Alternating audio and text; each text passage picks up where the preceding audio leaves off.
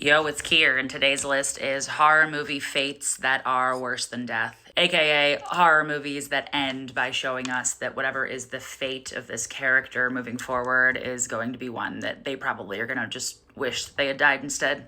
Some of these fates are actually shown to us, some of these are just the implication, because of the implication. Either way, they're all fucked up. And that's why we've gathered here today. I made a list of like 15 of these today off the top of my head. I could not narrow this down to 5. So this is just part 1, my dudes. There's more to come. First up, the one that I imagine is on most people's list, Wally at the end of Tusk. I think what always blows my mind about Tusk is the fact that they could have just taken him out of the suit, if nothing else. I know his legs are gone. His arms are salvageable a little. I know there's the tongue issue, all the mouth things that have been done, but I really feel like there's options in terms of quality of life. There's a middle ground, right? It's not just, oh, he dies or we keep him in a zoo. I feel like we could have found something in there, And I really don't know who should be in charge of monitoring this decision, if it should be the police or PETA. I don't know if we're holding him accountable as a human or an animal, but I will say, to its credit, I do love that final moment where we get a flashback of her talking about how that quote from her uncle about crying is good because it separates you from the animals, the humans from the animals. And then I love that, we do see her crying and him starting to well up, and then we're sort of like, mentally, where is he? Next up is Adam at the end of Saw, the original Saw from 2004.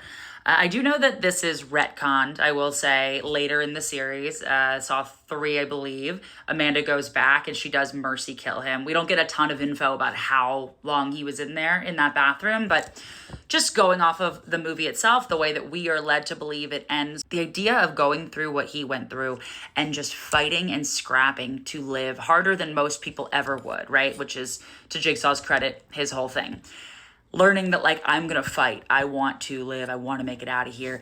And then being left in that bathroom with the game over and in the pitch black.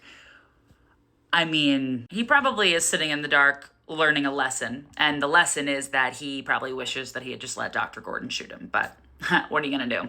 That one's rough as hell. Next is Martyrs. I feel like every time I do one of these videos that I'm listing things that are gnarly, there's always one example that I say, I actually can't get into a description about it because I think this video will be taken down and I will be put on a list. I can't even find a way to explain the end of Martyrs, Anna's fate at the end of it, that could possibly get through all the clearances on this app. So if you know, you know. The only thing more wild to me than what happens to her is the fact that an actual human being was the one to think of it and write it down on a script. At what point does Final Draft just flag you, Who knows? Next up is the movie The Perfection. We're talking about Anton. This is tough to put him on this list because he is not the victim of the movie.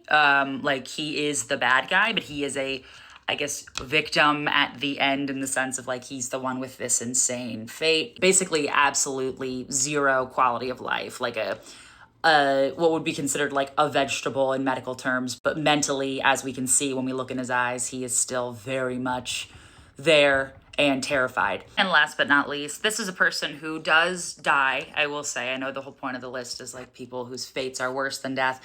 This person does die and has a fate that is, I think, even worse than the death itself, which is Miss Nellie from The Haunting of Hill House from 2018. I think what is so upsetting about Nellie's fate, I could write a thesis about what's so upsetting about Nellie's fate in that show. But I think what's beautiful about what happens to Nellie in there is that obviously we are now learning information in the sense that when you hear people say oh, when you die, you hope you get to learn all the mysteries you've always wondered. Unfortunately, in a very tragic and awful sense, she's getting answers that she probably never thought she'd get. And the answer is, I would say, the worst possible one. Not one I would have guessed. Often in movies where somebody dies and then they become a ghost or they start to haunt an area, we get the sense that they are no longer them mentally.